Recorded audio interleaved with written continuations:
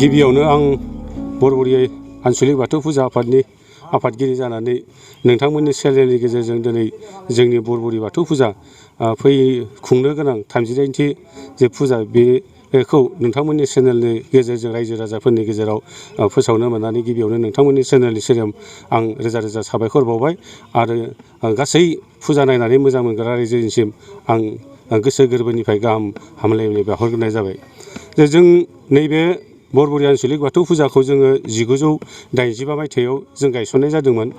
दिनै फैयै फैयै 38 बोसोर जाबाय। जोङो नैबे फुजाखौ देग्लाय 38 बोसोराव जोङो आगान होनाय हिसाबै जोङो 38थि बरबरि आनसलिक बाथौ फुजा होननानै जोङो हाबाफारियाव होनाय जादों। जोंनि नैबे फुजायाव जों गोबां हाबाफारि लानाय जादों। जों देग्लाय जोंखौनो जोङो खाफाल गोनां होननानै सानना लानांगोन। मानो होनोब्ला जों दिनै जिखिनि हाबाफारि लादों बे हाबाफारिया जोङो जोंनि आफादा नागिरनाय बायदि जोङो मोननो हादों। हमनानै लानायदो जोङो एक्सप' लाबोदों। बे एक्सप'आ जोंनि थाखाय बेसेबांबा माने गोग्गाथाव आरो जोंनि थाखाय माने बेसेबांबा समायना रमायना। मानो होनोब्ला नैबे जोंनि एक्सप'आव जिखिनि फैनो गोनां बे फैनो गोनाङाव बिथांमोना बुंबाय थादों थोंजोङै बेवहाय सिलिगुरि आरो कलकातानि मुवा बेसादफोर फैगोन आरो बेवहाय खम बेसेनावनो मुवा बेसादखौ नोंथांमोना बायनो हागोन होननानै बिथांमोना बुंदों। लोगोसेयावनो जोंहा बेवहायनो मिना बाजार दंखायो। मिना बाजारावबो जोंहा ओरैबायसा गोग्गाथाव जादों एबार जाय मिना बाजारखौ जोङो नागिरबाबो मोनाखैमोन जोङो थांनाय बोसोरफोराव। नाथाय देग्लाय जोङो बे मिना बाजारखौ मोननो हादों।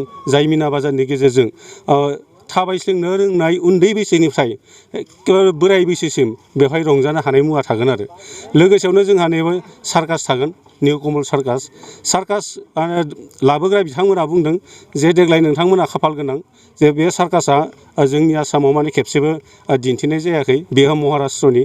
बेवहाय गोबां माने खेलाफोर थागोन जाय खेलाखौ दासिमबो आसामाव माने नुनो मोनाखै। बेफोर खेलाखौ नुनो मोनगोन होननानै बुंदों।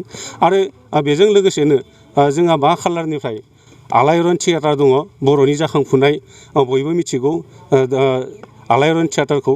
बे आलायारन थियेटारा बर'नि मोनसे थियेटार। बियो जाखांफुनाय बयजोंबो अनसायजानाय आरो बेवहायनो बर'नि एक्टर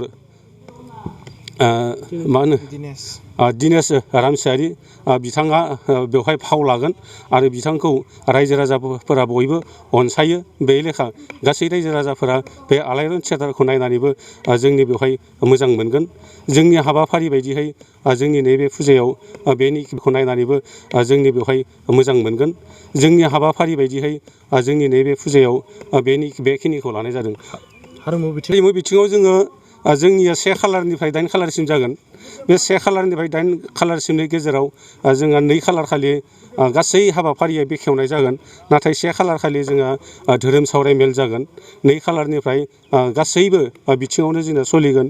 जोङो 2 खालार खालि केसेटजों मोसानाय बर'खौल' लादों जोङो बर' केसेटजों मोसानाय बेखौ जोङो बादायनाय लादों।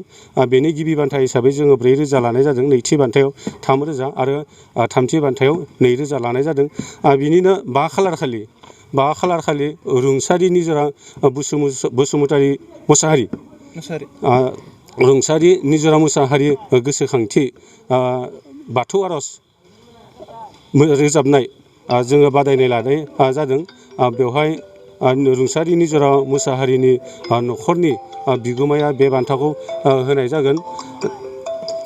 बेवहायबो गिबि बान्था मोनगिरिया 4,000, नैथियाव 3,000 आरो थामथि बान्थायाव 2,000 होनाय जागोन।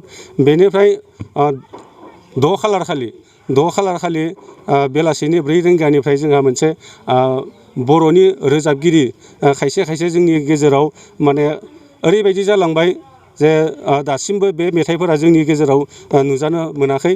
बेनो जाबाय जोंहा हाबा मेथाइ। जोंनि गेजेराव हाबा मेथाइखौ जोङो बर'है रोजाबनायखौ जोङो खोब खम मोननाय जादों। ओंखायनो बे हाबा मेथाइ रोजाबनायखौ जाहाथे जोंनि गेजेराव मोजाङै गोसारहोनो हायो बेनि थाखाय जोङो 6 खालार खालि हाबा मेथाइ रोजाबनाय बादायलायनाय जोङो लानाय जादों। बेखौबो जोंनिनो फुजा खुंफुं आफादनि बोसोनगिरि बिथां लक्ष्मन बर' बिथाङा बेनि बान्थाखौ होनाय जागोन।